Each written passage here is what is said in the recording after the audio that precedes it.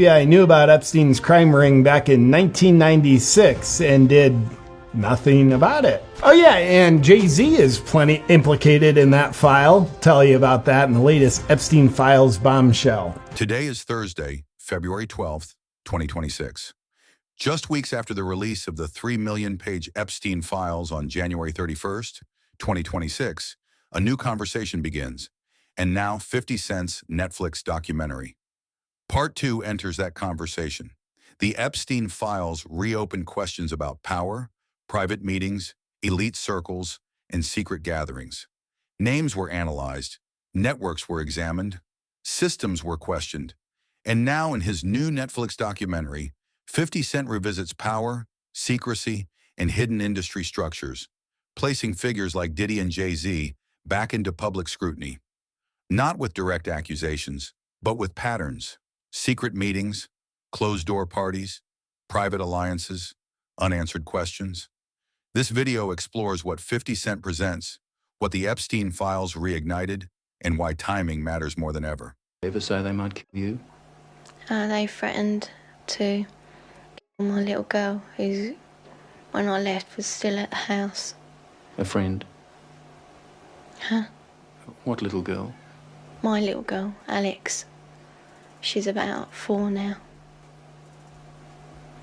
You mean you had a child? Yeah. How old were you when you had that child? 11. January 31st, 2026. More than 3 million pages connected to the Epstein files were released, sending shockwaves across media, politics, and business circles. The scale alone was staggering. Page after page detailed how elite networks operated, not always in public view, but often in carefully controlled environments. The public reaction wasn't just about names. It was about structure, how power moved quietly, how coordination happened privately, how meetings occurred without visibility.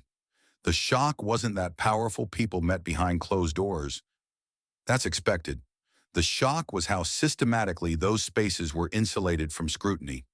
And that's where 50 Cent's Netflix documentary Part 2 enters the conversation. In Part 2, 50 Cent shifts focus away from headlines and toward private environments. He discusses meetings that allegedly never appeared on public calendars. No press coverage, no social media, no official acknowledgement. Private rooms, private timing, carefully selected attendees. According to the documentary's framing, these gatherings weren't random. They were structured, controlled, limited. The emphasis isn't on proving wrongdoing. It's on examining how influence often operates in spaces where visibility is intentionally restricted. Events described in the film are portrayed as designed to leave minimal trace. No cameras, no documentation, no digital trail. The goal, as suggested in the narrative, wasn't publicity, it was privacy. And privacy, when attached to power, raises questions. The Epstein file release reignited a broader conversation about how elite coordination can exist outside public awareness. It showed that influence does not always move through official channels. Sometimes it moves through relationships, favors, and conversations that never leave the room. In Part 2, 50 Cent draws attention to that same dynamic within the entertainment industry. Not naming crimes, not making direct accusations, but highlighting how secrecy itself becomes a form of control. Because when meetings never appear publicly, they cannot be questioned. When attendees are carefully selected, information stays contained. When documentation is avoided, narratives remain flexible. In this context, secrecy isn't suspicious on its own, but it becomes powerful. The documentary suggests that in certain eras of the industry, influence wasn't defined by who was visible on stage. It was defined by who had access behind closed doors. That's the core idea here. Secrecy, not visibility, defined influence. And in a post-Epstein file world, audiences are no longer just asking who was present. They're asking why certain spaces were built to remain unseen in the first place. Part 2 begins by planting that question, not with conclusions, but with context. And I have given all the proofs of who was involved with Diddy. I have presented the videotape of Diddy's parties as evidence. Now no one can save Diddy and the other celebs. Jay-Z, after watching the rest of the documentary, you'll understand everything. One of the most discussed aspects of the Epstein case wasn't just documents or flight logs, it was the environment. Late-night settings, private properties, restricted gatherings where access was controlled and visibility was minimal. The Epstein files reignited a public awareness of how after-hours environments can function differently from public spaces. Rules change, oversight decreases, and networks operate more freely when cameras are absent. In part 2 of his documentary, 50 Cent draws careful parallels, not equating industries, but highlighting patterns. He describes an after-hours culture inside the music world that existed beyond media visibility. These weren't red carpet events. They weren't televised award shows. They weren't promotional appearances. They were late-night gatherings where access was selective and presence implied trust. No press, no photographers, no official acknowledgement. According to the documentary's framing, certain relationships were maintained within these private settings, relationships that rarely appeared publicly. The suggestion isn't confirmation of misconduct, it's about separation. Public persona versus private environment. Artists, executives, and industry figures often present a curated image. Interviews, branding, partnerships, all carefully managed. But Part 2 explores how private social environments can operate independently of that image.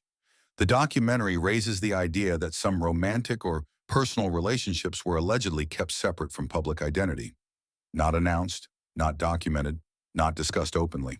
Why? Because public image is currency, and in high-profile industries, perception matters as much as reality. The Epstein case reminded the public that controlled environments can shape narratives. When there are no cameras, no journalists, and no official record, interpretation becomes flexible. 50 Cent doesn't present these parallels as direct comparisons. Instead, he focuses on structure, how after-hours spaces create insulation, how insulation creates protection, and how protection allows networks to operate without scrutiny. The key theme in this chapter isn't scandal, it's visibility. What happens when environments are designed to exist outside normal visibility? What kind of connections form in those spaces? And why are some relationships acknowledged publicly while others remain quietly understood? In the documentary's framing, the difference between daytime and after hours isn't just time, it's accountability. Because once visibility drops, control increases. And in a post-Epstein file climate, audiences are far more aware of how private environments can influence public outcomes. Part 2 suggests that to understand power, you can't just watch the stage. You have to pay attention to what happens after the lights go out. Jay-Z, you're just like Diddy. I can't stand your arrogant, condescending attitude. Nicki posted a video of you wearing a pink wig, and I retweeted it. Nothing more. You deserved it. Everyone knows about our feud. It's been going on for over 20 years. I've seen all your manipulation in the industry, from power struggles to cultural control. In 2015, when Tidal launched, Nicki helped you build it from nobody to a successful platform, and you immediately pocketed her $7.9 million in royalties. Lil Wayne was qualified for the Super Bowl, but you kicked him out of personal grudges. How is that any different from Diddy forcing his artists to sign unfair contracts? Just because Nicki didn't align with him, he resorts to this kind of suppression. You're truly despicable. What's even more interesting is that right after I showed him and his father's photo in the documentary Sean Combs: The Reckoning, you immediately had your lawyer send me a warning letter saying I overstepped my bounds. When you wrote the lyrics to exonerate Diddy back then, why didn't you think about today? You say the film is malicious slander, but why don't you dare sue me for defamation? Because all the evidence I have is true. I haven't finished reporting the witnesses in my documentary, and I haven't released all the Tidal profit sharing documents. If you know what's good for you, pay back what you owe Nicki with interest. Don't wait until I make Jay-Z Reckoning 2, by which time even Beyonce's PR team won't be able to save you. Jay goes, let's get it straight. Nobody's just afraid of 50 Cent. I want everyone to be clear. No one's scared of 50 Cent. At that point, his safe presentation, even the glasses, what the glasses represent? Intelligence, right? A nerd, maybe. What are some of the things that come along with you being a nerd? Like, don't hit a guy before He's not identifying with the transition and difference and the perception of Jay-Z. Now he's real safe, and people feel comfortable with him because they know he's not going to do anything inappropriate or try not to. Meanwhile, when he's saying he's not afraid of 50 Cent, why would you have to make that clear when no one's ever asked me if I'm afraid of Jay-Z? The release of the Epstein files on January 31st, 2026, nearly 3 million pages, didn't just reopen old headlines. It reignited a global conversation about age gaps, influence, and power imbalance. Across industries, people began asking harder questions. When power and access intersect, who controls the environment? Who sets the rules? And who feels able to question them? In part 2 of his documentary, 50 Cent approaches this theme cautiously. He does not present accusations as fact. Instead, he references what he describes as long-standing whispers, uncomfortable conversations that existed privately but rarely surfaced publicly. These weren't official reports. They weren't court findings. They were perceptions circulating within elite circles. The documentary suggests that certain private gatherings raise concerns among insiders, not because of proven crimes, but because of optics, significant age differences in exclusive environments. Young individuals in proximity to powerful figures, situations where imbalance, even if unproven as misconduct, created discomfort. The emphasis here is not on declaring guilt. It's on examining why these conversations were so sensitive in the first place. The Epstein case heightened awareness of how age gaps combined with influence can shift dynamics in subtle but important ways. Once the public began looking more closely at elite networks, scrutiny naturally extended beyond politics and finance into entertainment. In the film, 50 Cent touches on how personal identity and public image are carefully curated in high-profile industries. Public persona is brand. Brand is leverage. And leverage depends on perception. When questions about age or power imbalance surface, even informally, they threaten image control. So according to the documentary's framing, silence often follows. Not confirmation, not denial, just distance. The conversation becomes private again. What's crucial is the distinction between question and conclusion. Part 2 does not claim proven wrongdoing. It focuses on how perception shapes suspicion, especially in environments already associated with secrecy. In powerful spaces, reputation can be both shield and vulnerability. Even unverified rumors can carry weight if the surrounding environment lacks transparency. And that's the point being explored. After the Epstein file release, the audiences became more alert to how systems can normalize imbalance without immediate visibility. That doesn't mean every powerful person is guilty of something. It means scrutiny has increased. 50 Cent's documentary leans into that cultural shift, not to deliver verdicts, but to highlight how discomfort, when left unaddressed, often turns into lasting suspicion. In sensitive conversations like this, nuance matters, because sometimes a story isn't about what was proven. It's about why certain questions were never allowed to fully surface in the first place. Trapmore gang, things are looking bad for Jay-Z. It's been a couple of days now since Jay-Z's name got brought up in the Epstein files. They've been talking about Jay-Z, was he getting busy with these kids, with Jeffrey Epstein and Harvey Weinstein? A lot of people have said it's a bunch of cap, okay, to be fair. It's, of course, 50 Cent, okay? 50 Cent posted, all right? He said, damn, they got your man Jay in the Epstein files. I gotta do a doc on this at 50 Cent Action. All right. Everybody's piling on. This is a good day for 50 Cent.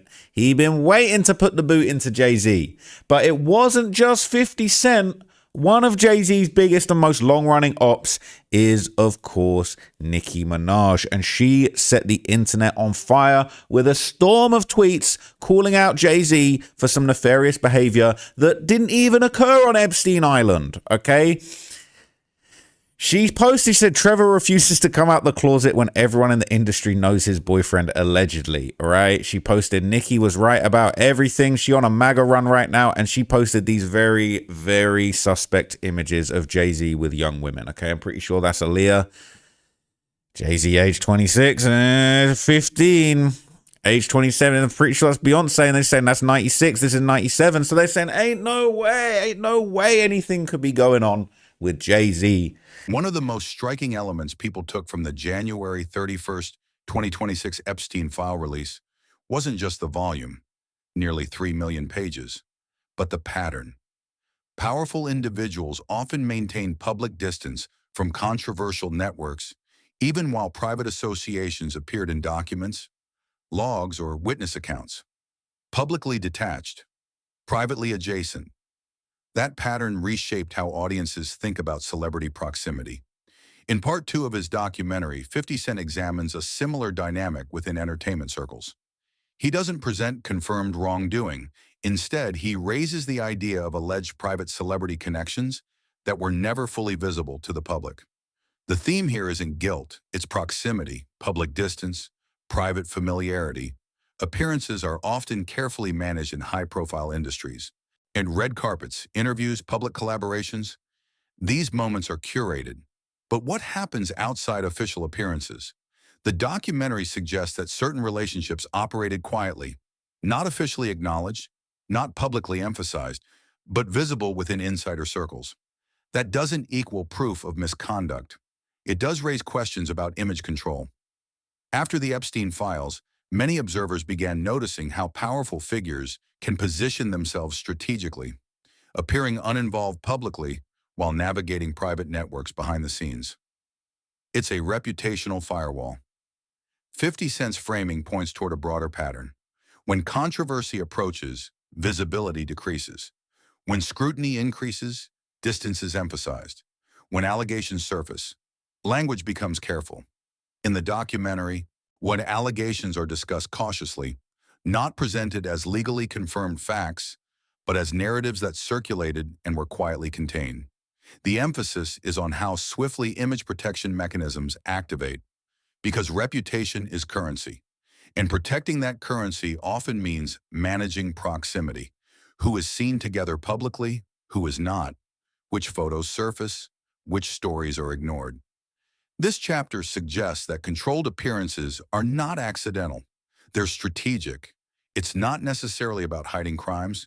It's about minimizing risk. In a post-Epstein file environment, audiences are more sensitive to how power intersects with visibility. People understand now that public distance doesn't always equal private absence. That awareness changes how narratives are interpreted. Part 2 doesn't accuse, it observes. It highlights how patterns of image protection can create suspicion even when no legal conclusion exists. And in industries built on perception, perception alone can reshape reputations. The underlying message is simple. When influence is high, appearances are rarely random. They are curated. And when scrutiny intensifies, the gap between public persona and private familiarity becomes the most interesting part of the story.